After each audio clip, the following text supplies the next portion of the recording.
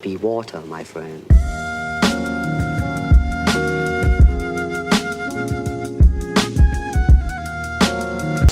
What's up, everyone? It's me, Joe Schmmo, and thank you for coming back to Joe's Corner. This is a little bit different for those who are listening on Spotify. I appreciate you for coming over to the YouTube.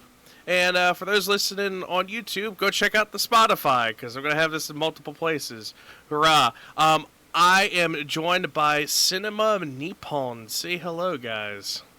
Hello. For those who don't know, I am a AniTuber who likes to talk about anime and video games and such. And these guys, they like to review films and all different types of stuff, which actually, the newer stuff, I'm actually getting really into now that I'm thinking about it. And I left them a nice little suggestion that they may or may not take. That's up to them. But I want you guys to talk about yourself. Pitch yourself to the people.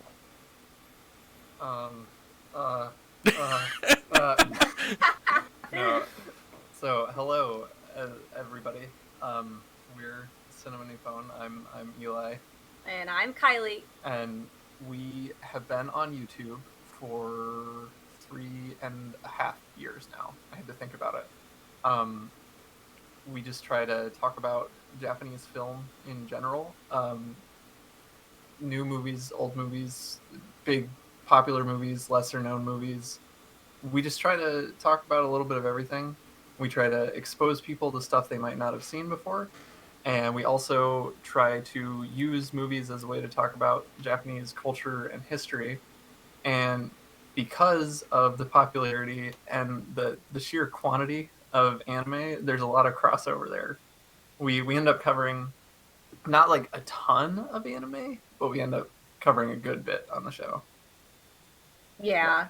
I think we've probably been covering more recently because some of our distributors have been sending us anime. Well, though, yes, not during the pandemic, but no, that's true. That's true. But yeah, that wasn't necessarily something we were like, yeah, let's do it. But we both watch anime. We both like anime. So oh yeah. Now you said distributors. What do you guys do that allows you to get distributors? There's a couple of companies, like different labels in America that way back when I think honestly I just kind of sent them emails initially, and I was like, hey, this is who we are, this is what we're doing. Do you have any sort of program or anything for giving people review copies of movies or of shows? Mm-hmm. And so there's a couple who have, I don't even know, like maybe 2 years now, maybe a little bit longer even. Mm-hmm. They've been sending us newer releases of theirs. Yeah, and it just depends on the company. Sometimes it's like, nope, sorry, can't help you. Mm-hmm. And sometimes it's like, yeah, let's see what we can do and try to work with you. So it really just it just depends on the company and who you talk to. Yeah, probably 4 out of every 5 that I have contacted have never responded. So there's only a handful that have actually sent us. You learn to be good at getting rejected. Yes.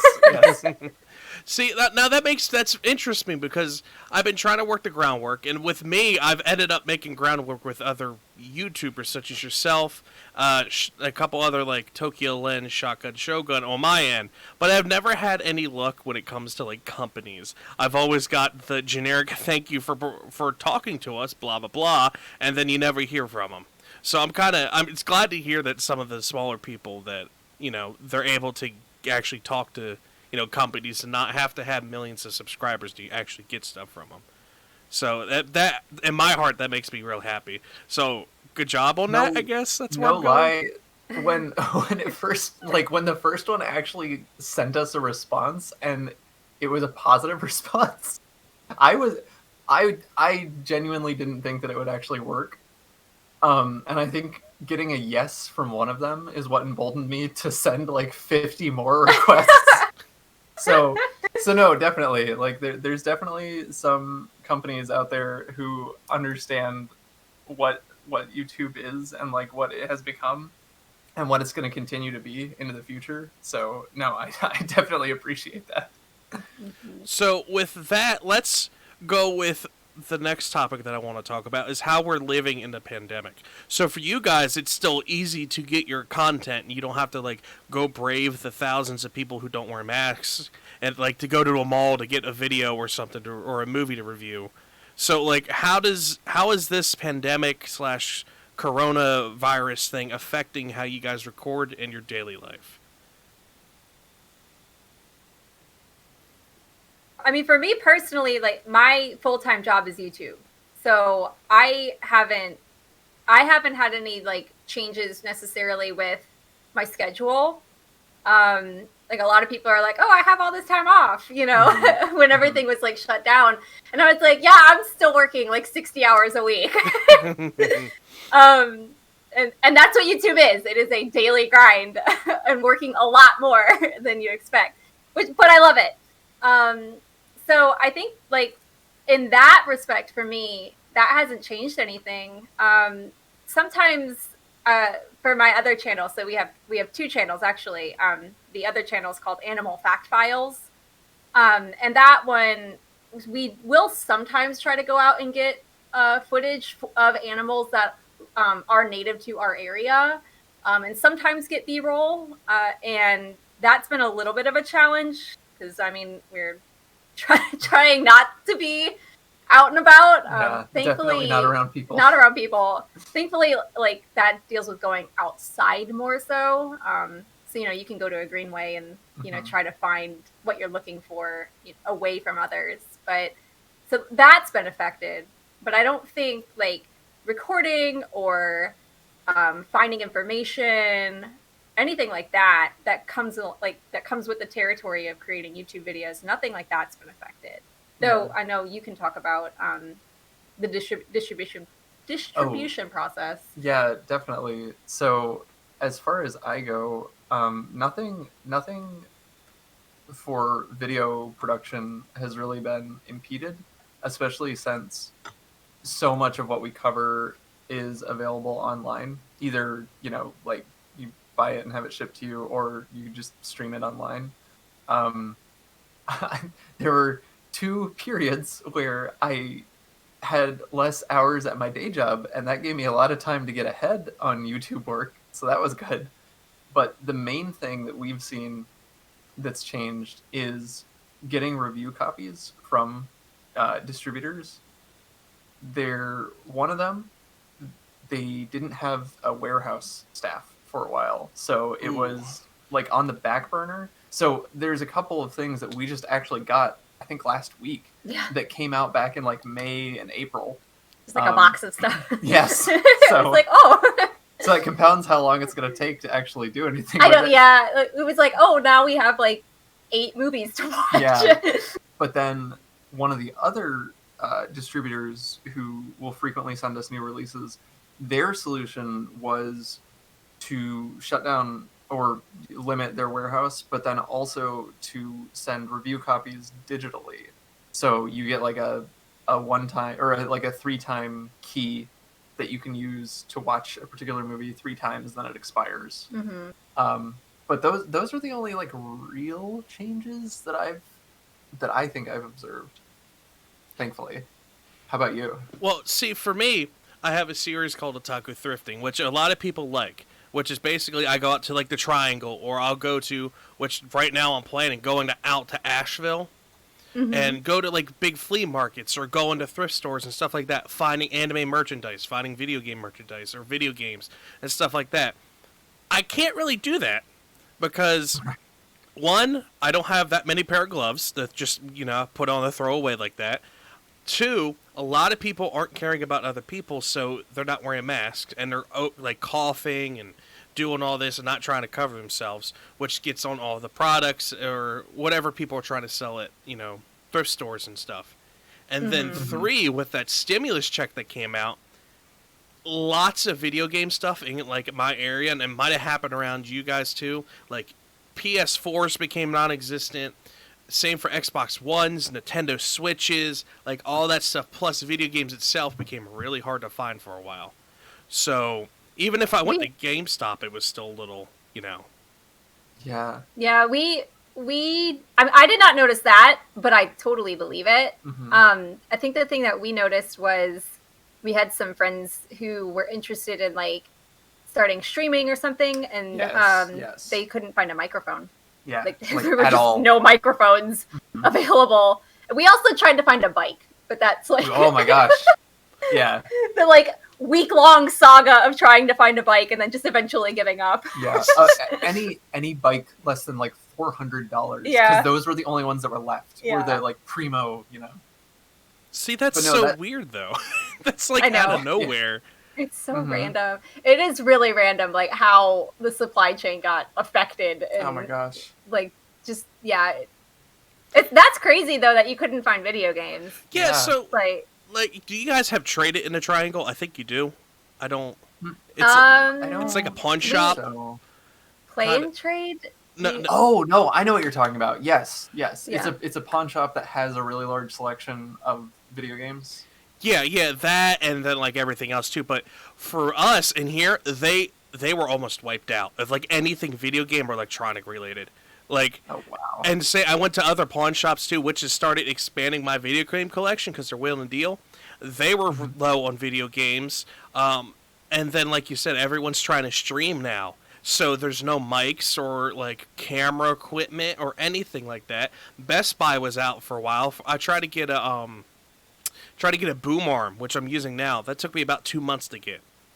That's Oh how my backlogged God. it was, and it was like $20. It wasn't like anything like super expensive or anything. It was just everyone was ordering it. So Right.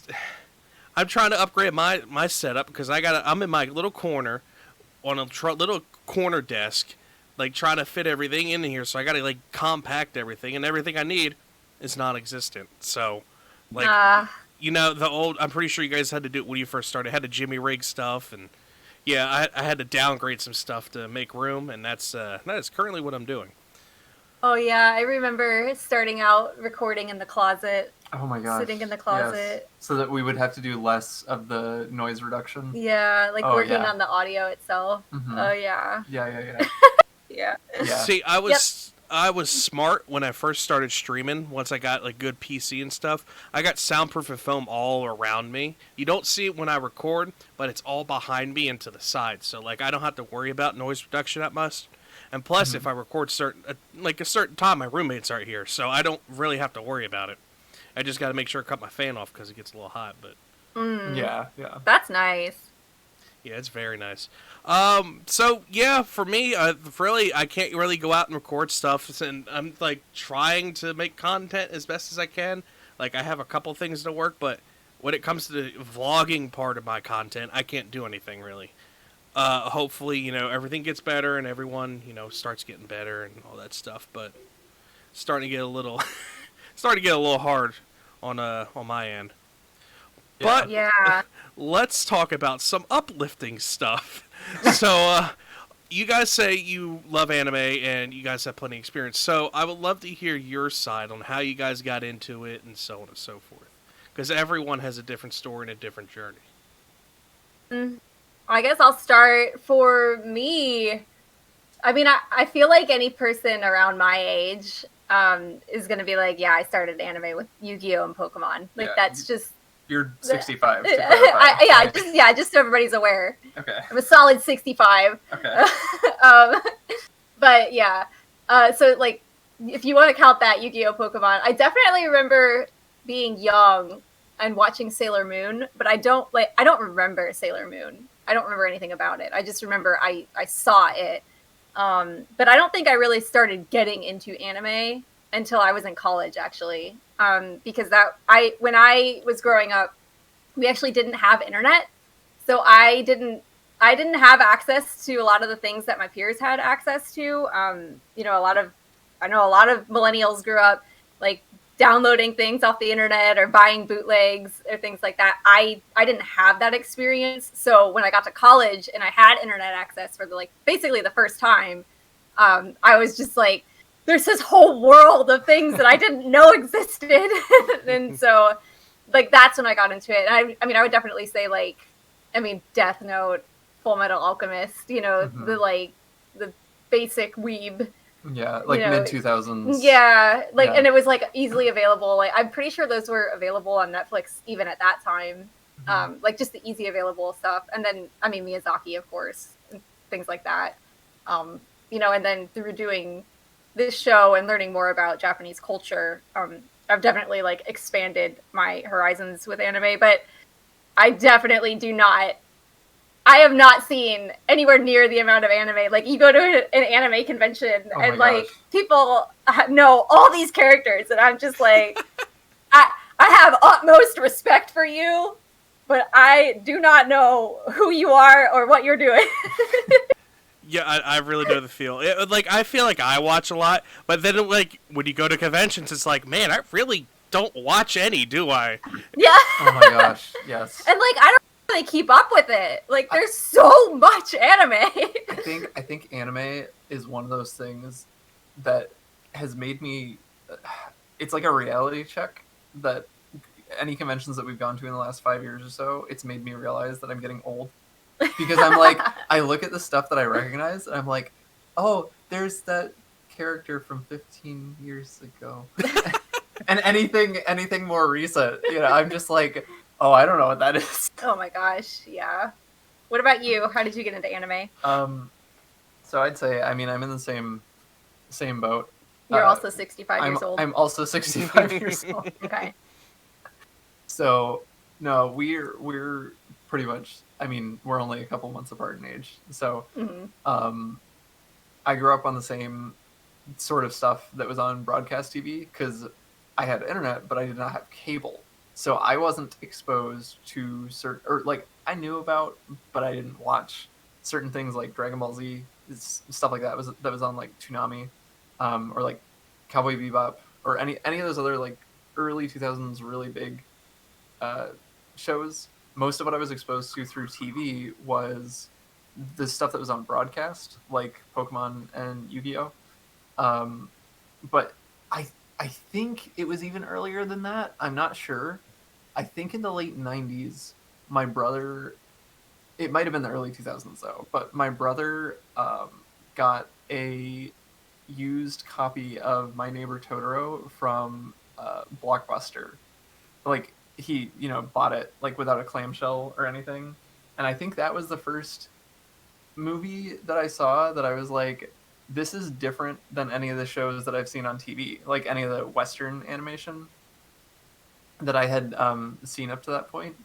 So from a really young age, I knew about Miyazaki, and I watched like Totoro and Kiki's Delivery Service and Princess Mononoke probably when I was too young. And and then when I was like 12, he also showed me Neon Genesis Evangelion and End of Evangelion, which was also probably way too young. So it was a combination of yes, I know. It just hit me up like, wait, he's 12 and watched this nightmare show? Okay. Yes. You're 65 now and you're still too young to watch it. Yes.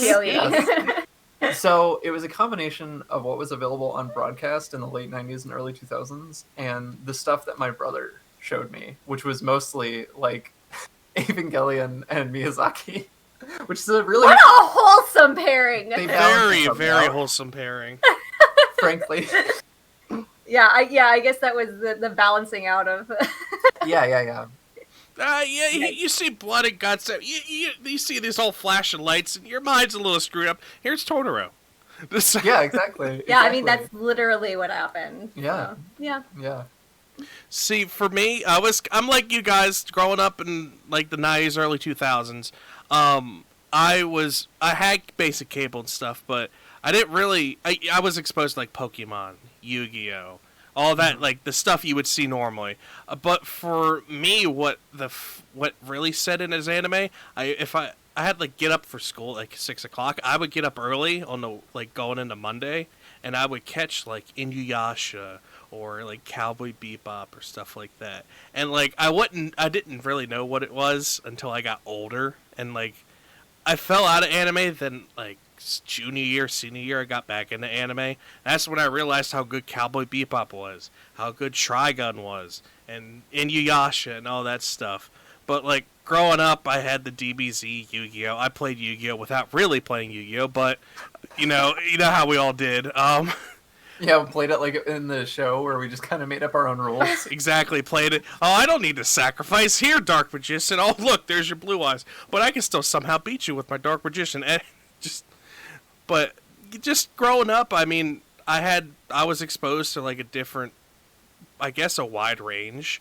Um, on honestly, growing up, I never watched a Miyazaki film, like not once.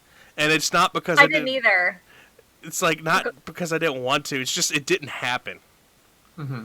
Yeah, that's actually the same for me. I knew of Kiki's Delivery Service, and I always wanted to see it, but we never had it. We never got it. Like we never rented it. I had friends who had it, and whenever I was like, "Let's watch that one," they were like, "I don't want to watch that one. I hate that one." Like, so I'm actually in the same boat. I never watched Miyazaki until college.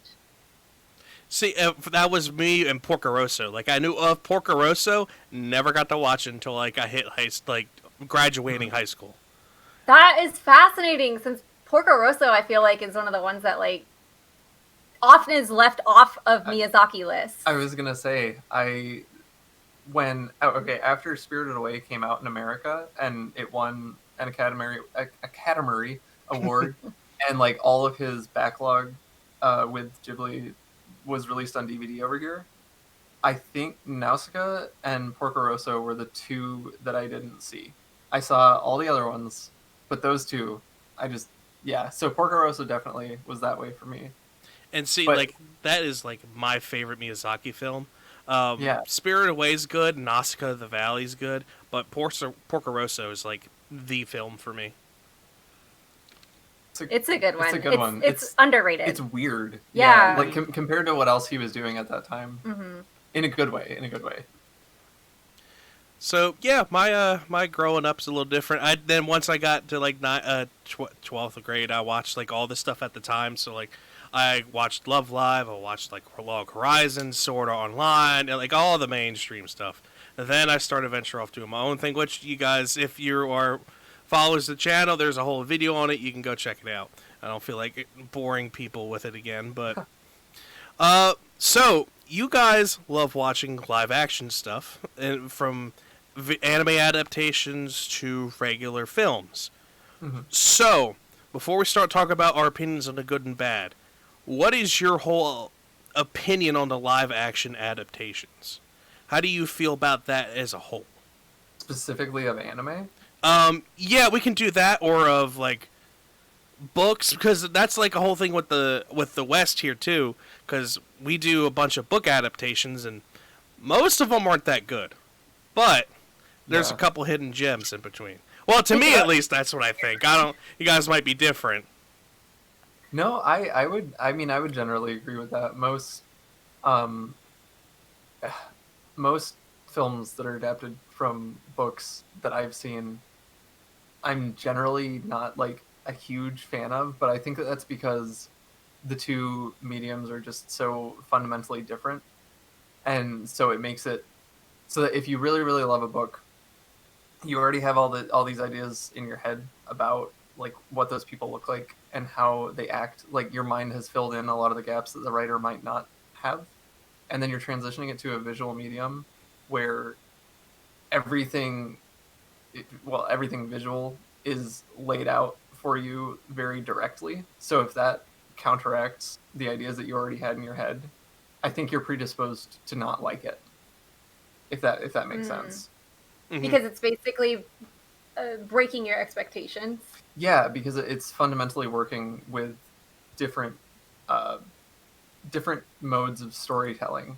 Mm-hmm. And so, yeah, if you've already come to your own conclusion about especially certain visual aspects, then it's kind of dooming itself to failure. Mm. I suppose as far as anime specific adaptations, for the most part, I kind of don't get it, because I feel like a lot that I've seen, they're usually adapting shows, so you're truncating like a 26 episode or like 8 or 9 hour show into 2 hours or less, And that fundamentally means that you just have to cut out or simplify so much that most of them that I've seen have not been very good. So they make me question why it's such a big thing, personally. Mm-hmm. So, I don't know. What? Oh, you go ahead. No, go ahead.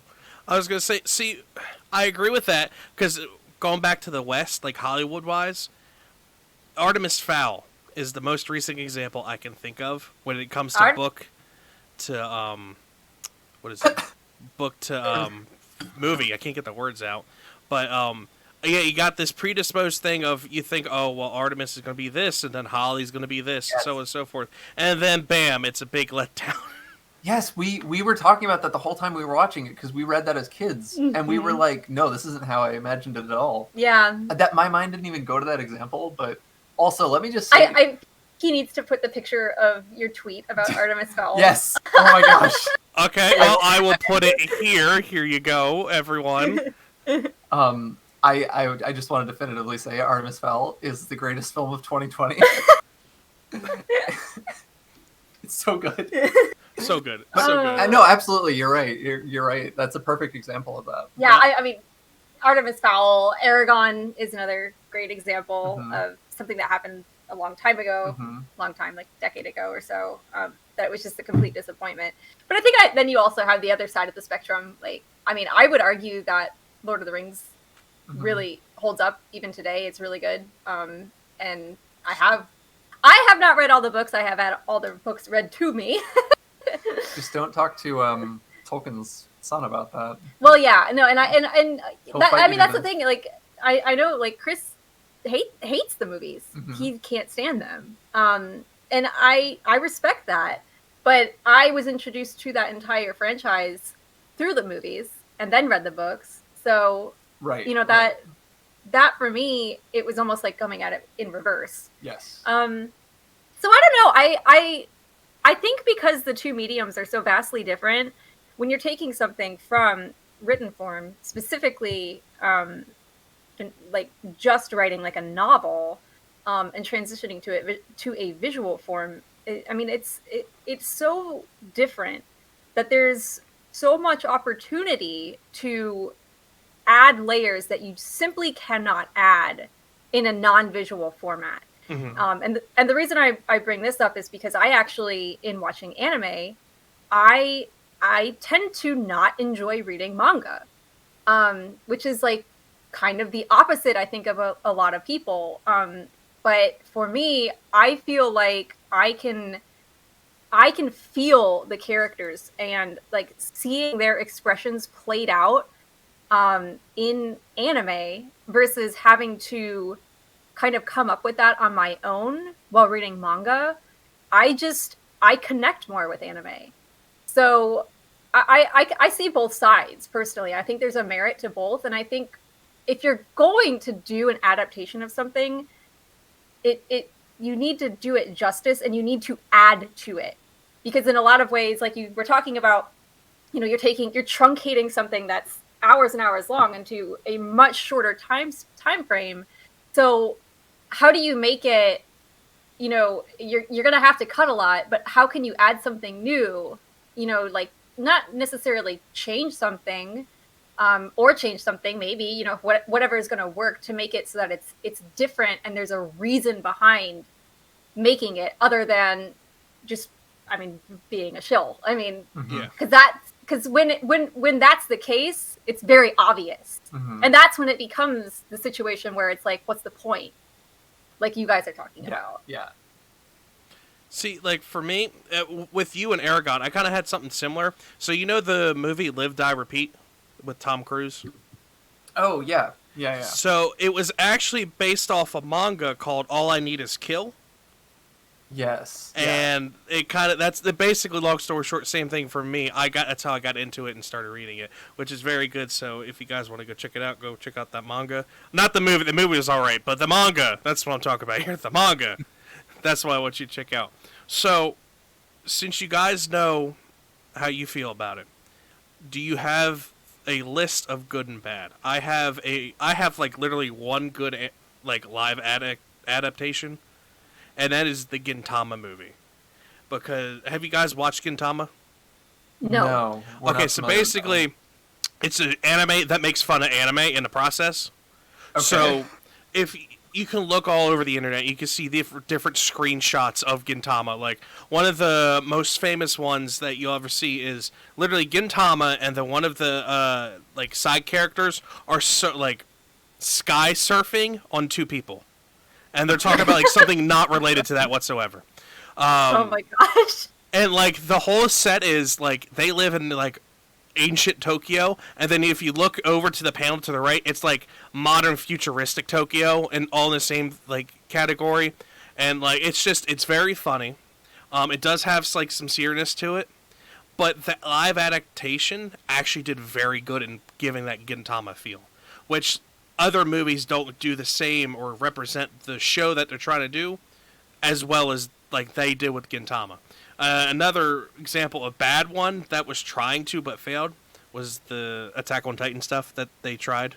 It was not good whatsoever, and the CG was very horrible. And yeah, that's all I can say without going off on that.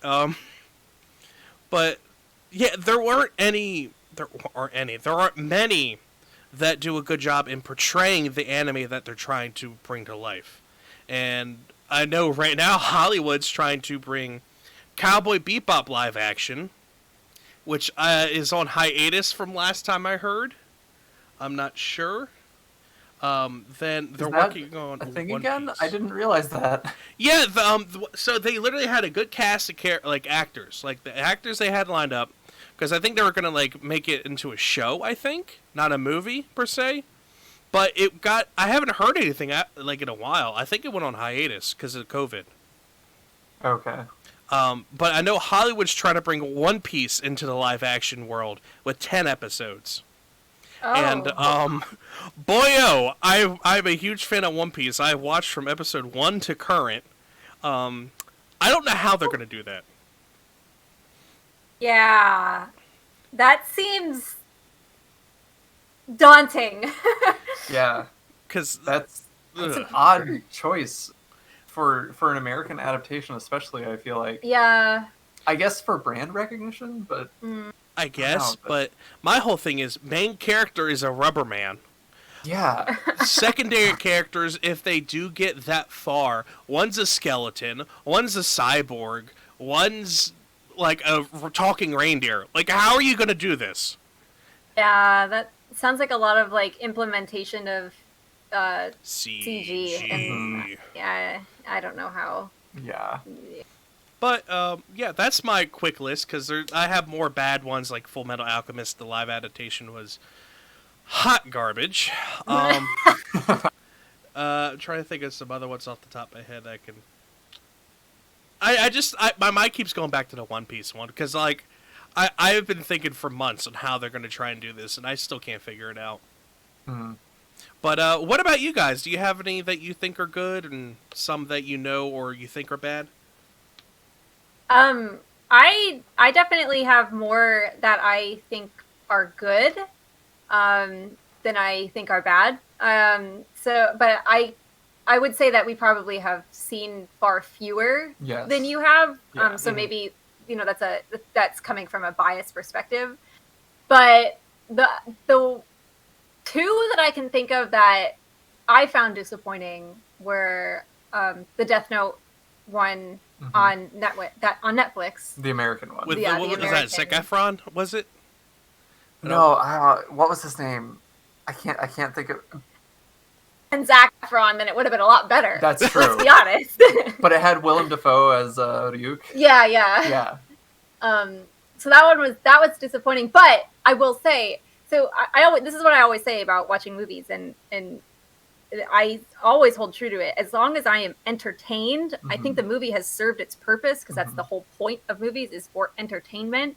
And I can honestly say while watching that, it was very entertaining. Yes. Not for the reasons I'm sure that they wanted it to be, but we had a hoot watching that movie.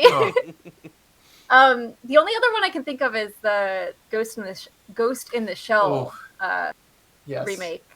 When did that come out? 2017? 17? I was going to say 14. I think it was 2017.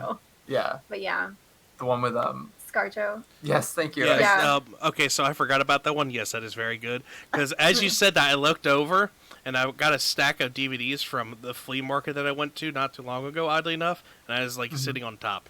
Oh wow. That was very good. I will say that because it was very entertaining and it was pretty good personally to me. I will say that. Yeah, I didn't enjoy it.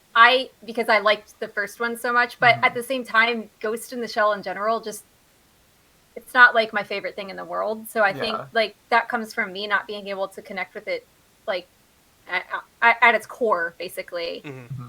So I think that's me coming in with a different perspective.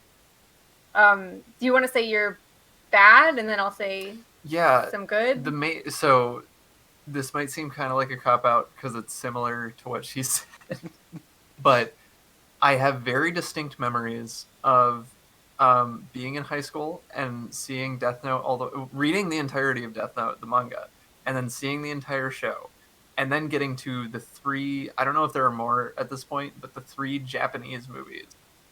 And I don't know, I feel like they really embody a lot of the issues that especially come from like what we were talking about before, truncating that amount of material, because the first 2 movies follow like the first half of Death Note, so it's like 20 or 30 episodes truncated into about 3 or 3.5 hours, and they're just, I don't know, they cut out so much from a show that is fundamentally about how Light has to explain the entire minutia of all of his plans for you to think that he's a cool badass. And then on top of that, the effects work, I mean, it was like decent for the time, but it wasn't like super great, especially not being integrated into a live action setting. And then the third movie, I'm trying to even remember what that one was about. I think it was from L's perspective, prior to, spoilers on a 15-year-old show, what happens to L. And that one, from what I remember, just completely went off the rails and started doing something different. Like he went to South America or something. I'm going based off of some pretty old memories at this point, but I remember thinking that the 3 Japanese Death Note movies are kind of emblematic of a lot of problems that I have with live action anime adaptation in that regard. Just a disappointment. Yeah, and just cutting out a lot of what makes the original show like it, what makes it itself. Yeah. You know what I mean? Yeah. When it comes to the live or anime live action adaptations, I can think of, so I really, really like the Ouran High School Host Club live action adaptation. I will watch that just as frequently as I will watch Ouran, the anime. And that's one of those anime that's like I watch it annually. Mm-hmm. So I loved the live action adaptation. I thought it encapsulated the show really well. Now I will say it's also a series. It's not a movie. I don't know if you could turn that into a movie and it would be effective, because I think you would lose a lot of the like character driven scenes that are present in the show. And then I had another one. Video Girl I think is another that I loved the live action adaptation. I like everything about that series. Like every iteration of it basically was really interesting, and I feel like those all did what I'm talking about, where it kind of twisted it in its own way and it gave its own spin on things. With that one, you're talking about the series as well, right? Not the movie. Because there was the movie from like 1991 or something, which is really strange. The movie was strange. Yeah. I remember the movie being like creepy almost. I was talking about the series from like, I think it was 2018. Yeah. The series was really good, and like the anime, the series was really good. Yeah. Yeah, the movie was a little creepy. So, yes. I guess like that could be a way to talk about like, you know, you take a series and you turn it into a live action series, and like I enjoyed that aspect of it, but then when you look at it as a movie, I didn't enjoy that as much. So, you know, that kind of coincides with what we're talking about here, where you're just losing a lot of the detail. When you turn something into a film, you don't have the time. And then a anime series that was a movie. What is that show called? The one with the girl and she falls in love with the 40-year-old guy. After the Rain. Yeah. I liked that live action adaptation. I thought it was really cute. I thought some of the stuff that they removed from the anime, I thought they made a good choice in removing that, because I felt like it was like unnecessary, basically that it didn't need to be in the movie, and I thought it made the movie pleasant to watch. So I was fine with that. Yeah, I forgot about that one. That one was I didn't watch the anime with you. Yeah, you hadn't watched the anime, and I remember the movie was really good even on its own. I remember specifically saying, "I'm not going to tell you anything about this. Right. You're gonna, and I want you to watch it and tell me, like, do you feel like you're missing something?" Yeah. And I feel like we didn't. Yeah, you were like, "No, this is good. Definitely like, it's a standalone thing." Yeah. So what about good ones for you? Oh, good one. Okay, we're all thinking it.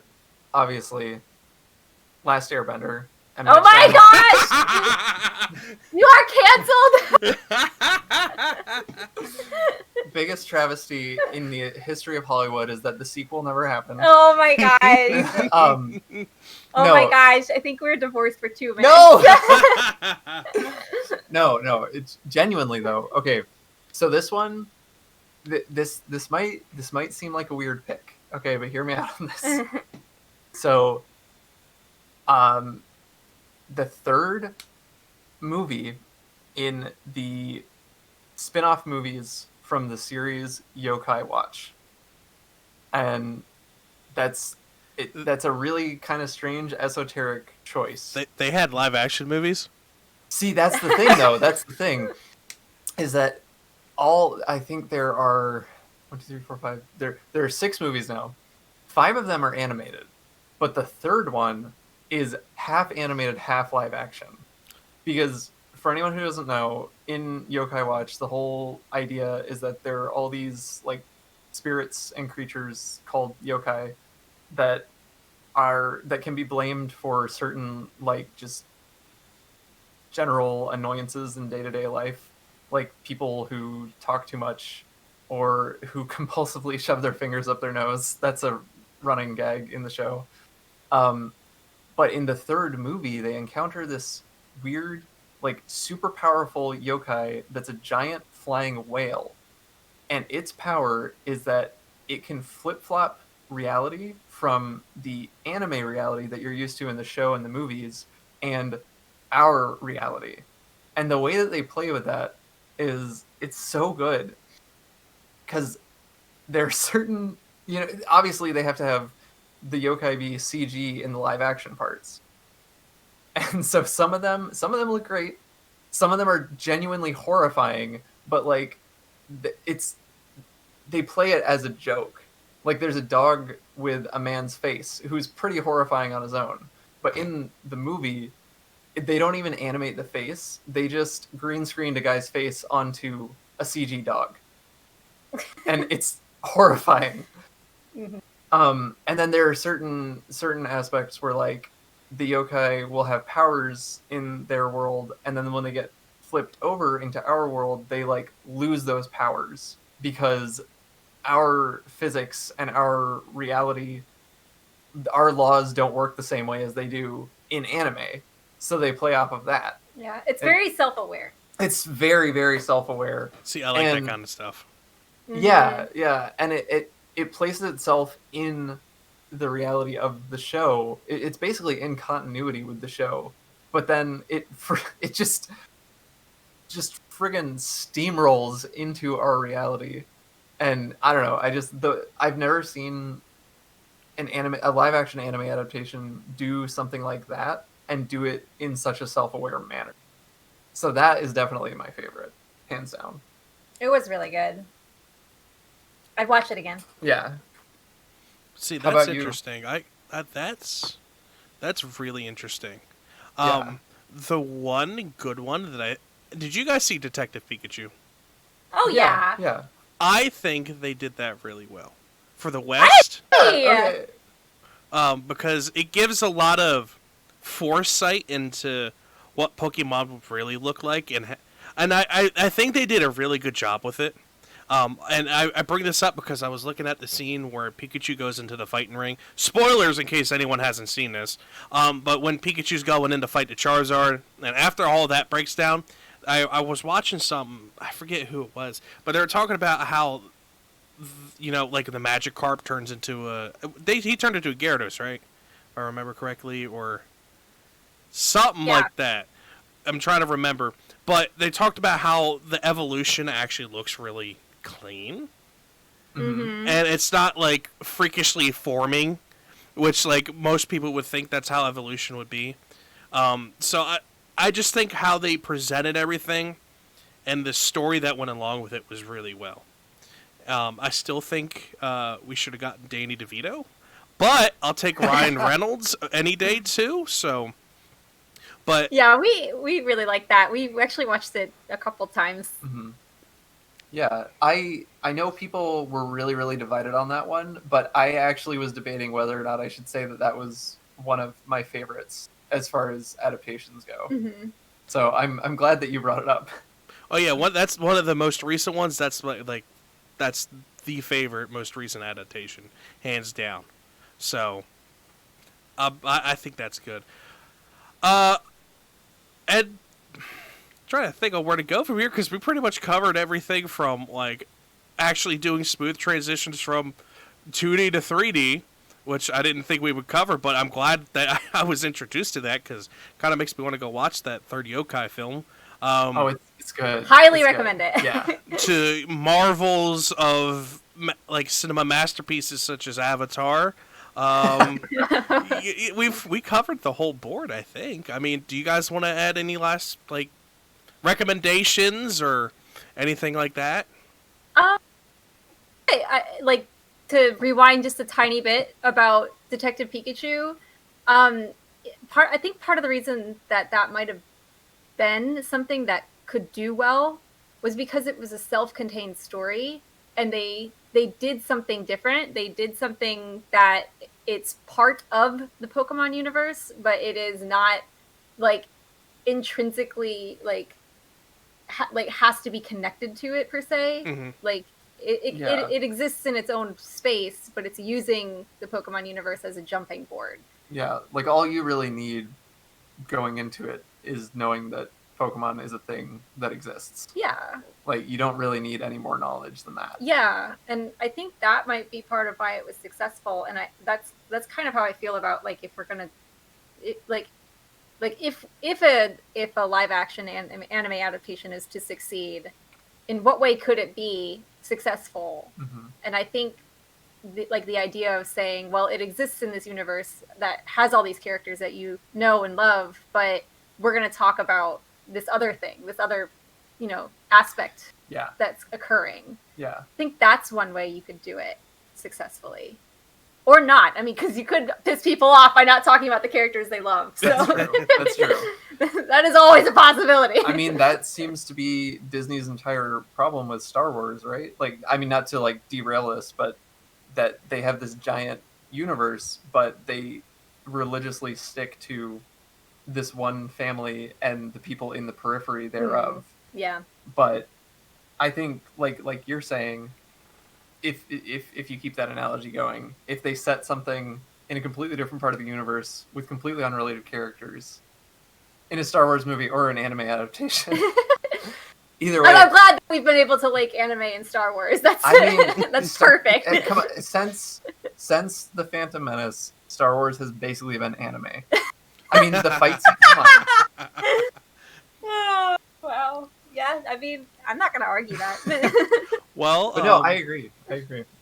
I think that's a good way to put it. That's a good way to start wrapping things up. And remember, everyone, since the Phantom Menace, Star Wars has been anime. You cannot convince me otherwise.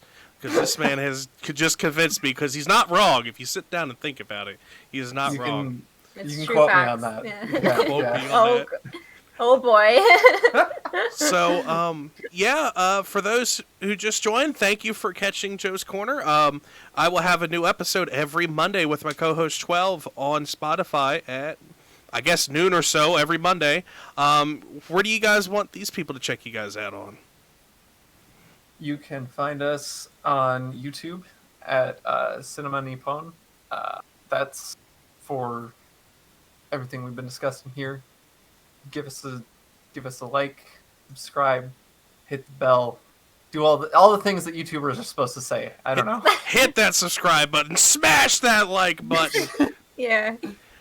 Make sure to check these people out on Twitter as well under the same handle. Oh yes, Yep. Because they will love all the love and appreciation that comes from this episode. So You can find all the magic on Twitter. all the magic's on Twitter. So, until next time, folks, I will see you guys later. Thanks for having us. Yeah, thank you. Oh yeah, not a problem, guys.